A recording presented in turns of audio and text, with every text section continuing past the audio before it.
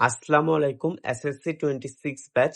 আমি যদি তোমাকে বলি তোমার এই 2 বছরে অর্থাৎ সম্পূর্ণ 9 এবং 10 মিলায় তোমার কাছে সবথেকে অবহেলিত সাবজেক্ট কোনটা ছিল? আমি জানি 95% স্টুডেন্টই অ্যান্সার দেবে আইসিটি। বিশ্বাস করো যে 2 বছর ছিল, 2 বছরে তুমি হয়তোবা শুধুমাত্র 2 দিনও এই আইসিটি বইটা খুলে দেখোনি। তো আজকে হয়তোবা তুমি আইসিটি পরীক্ষার আগের দিন আমার এই ভিডিওটা দেখতেছো। আমি অন্যদের মতো ভাইয়া 3 ঘন্টা 4 ঘন্টার ক্লাস নিয়ে বলবো না যে এখান থেকে 100% কমন। আমি জাস্ট 2 থেকে 3টা তোমাকে টিপস বলে দেবো। তুমি যদি আমার এই ভিডিওটা দেখো তুমি আইসিটিতে 25-এ 25 পাবা ইনশাল্লাহ। আমি ভিউ ব্যবসা করতে নামি নেই ভাই, আমি এখানে তোমাকে টিপস বলে দিচ্ছি, তুমি এইটা ফলো করো, নিজে থেকে তুমি পারবা।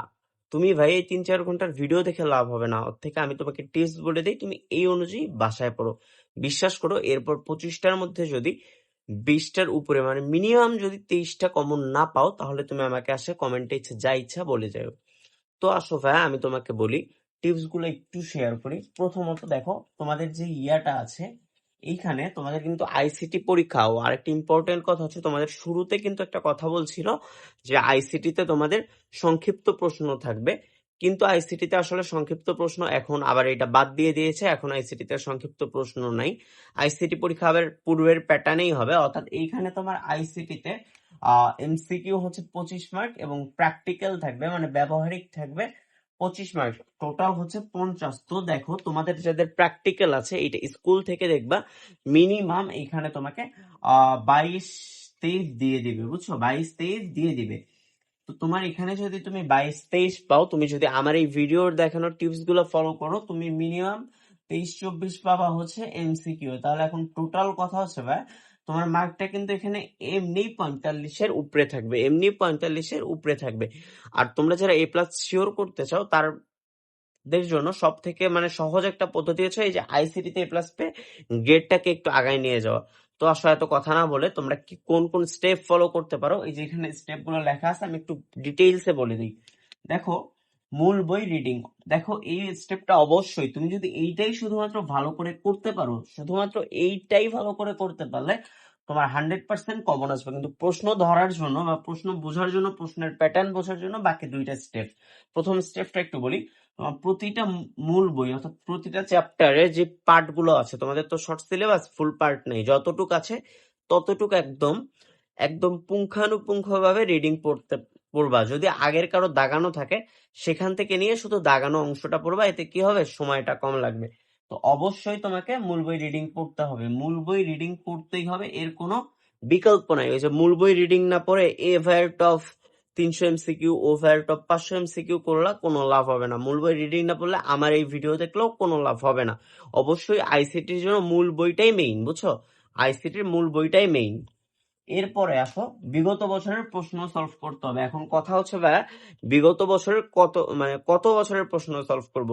তুমি যদি নাও করো মানে মিনিমাম 5 বছরের প্রশ্ন সলভ করতে হবে, মিনিমাম 5 বছরের প্রশ্ন, অর্থাৎ 2020 সাল থেকে 2025 সালের যে প্রশ্নগুলো আছে এগুলো তোমাকে সলভ করতে হবে, 2020 থেকে 2025-এর প্রশ্ন সলভ করতে হবে। আর এরপর আসছে, এরপর বলছে কি মানে এই দুইটা তোমাকে অবশ্যই করতে হবে। সর্বপ্রথম এইটা সব থেকে .1 যেটা, এটা সব থেকে বেশি গুরুত্ব দিতে হবে। যদি তুমি .1 ভালোভাবে শেষ করতে পারো এরপর তুমি .2 দেখবা। কিন্তু .2 কেন দেখবা? .2 দেখবা কারণ তোমার যদি কনফিডেন্স বিল্ড করার জন্য যে ওকে ফাইন আমি পারতেছি, আমি যেগুলো পড়ছি বইয়ের মধ্যে থেকে এগুলো বিগত সালের প্রশ্ন আসতেছে, আর বিগত সালের প্রশ্ন অনেক সময় আইসিটিতে রিপিট হয়, তো বিগত সাল অবশ্যই করবা। এরপর যদি তোমার সময় থাকে বা তোমার যদি মনে হয় যে তুমি একটু নিজেকে যাচাই করে দেখবা, তখন তুমি তোমার কাছে যদি টেস্ট পেপার থাকে, যে কোনো টেস্ট পেপার থেকে, যে কোনো টেস্ট পেপার থেকে 5টা স্কুলের প্রশ্ন তুমি নিজে নিজে সলভ করে যাবে। মানে 5টা স্কুলের প্রশ্ন মানে করতে তোমার কতক্ষণ সময় লাগবে দেখো, 5টা স্কুলের প্রশ্ন পড়তে তোমার সর্বোচ্চ, তুমি যদি এমসিকিউ গুলো শুধু দাগায় যাও, সর্বোচ্চ 1 ঘন্টা সময় লাগবে, ঠিক আছে, শুধুমাত্র 1 ঘন্টা সময় তোমার লাগবে। আশা করি বিষয়গুলো তোমরা ক্লিয়ার হইছো। শুধুমাত্র যে .1 করতে পারবা তার জন্য এইটাই ইনাফ, আর পয়েন্ট হচ্ছে 2 আর 3 হচ্ছে বোনাস, বুঝছো। তো আশা করি তোমরা যদি এইভাবে পড়ো 200-300 এমসিকিউ যারা পড়াচ্ছে তাদের থেকে এই ভিডিওর টিপস গুলো তুমি যদি ফলো করো, এটা তোমার জন্য এনাফ বেনিফিটেড হবে। আমাদের তো আলহামদুলিল্লাহ আমাদের সাজেশন থেকে অনেক বোর্ডেই কমন ছিল। ইভেন যে রাজশাহী বোর্ডে ইংলিশ ফার্স্ট পেপার কঠিন ছিল, আজকে ইংলিশ সেকেন্ড পেপারের দিন রাজশাহী বোর্ডে 100% কমন ছিল। ঢাকা বোর্ড যদিও ইংলিশ প্রশ্নটা একটু টাফ করছে ইংলিশ প্রশ্ন যথেষ্ট পরিমাণ টাফ। আহামরি মনে হয় না কোনো বোর্ডেরই তেমন কমন ছিল, কিন্তু আমাদের তারপরেও যথেষ্ট কিছু কমন ছিল।